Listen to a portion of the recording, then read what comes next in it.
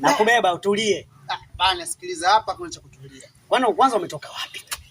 Unajua bana, huko nilikotoka kuna jambo zito mno ambalo nimekutana nalo. Jambo gani? Tena jambo la ajabu. Jambo gani? Hilo jambo gumu mno, gumu mno. Lipi tena hilo baba?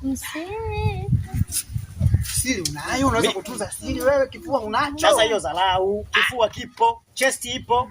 Wewe sio chest hiyo unayozungumzia mimi. Sasa chest gani? Inatakiwa chest ya ndani inaitwa Okroco 6. Okroco 6. Hiyo ndio inatunza siri. Ninayo. Wewe niambie ninayo. Lakini bana,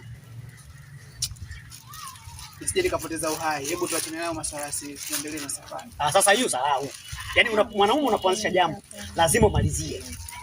Mwanaume unapoanzisha jambo lazima ufanyeje? Ufike mwafaka umalizie yani. Au basi gani sasa bwana, wewe naye lazima tusikilizane, unasikia?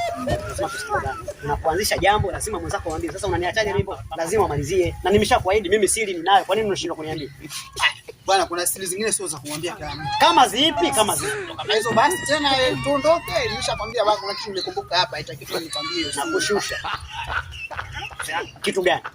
Wewe niambie. Mimi nimeshakuahidi nitaficha. Nishagaidi. Nitatunza siri, mbona unashinda kunielewa jamani? Imetokea mimi nikwambia hiyo siri, mimi tayari sipo, nakufa. Unakufa?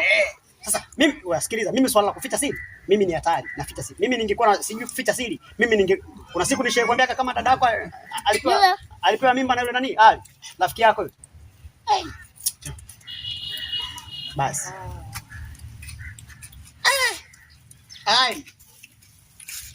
Sijui kutunza siri.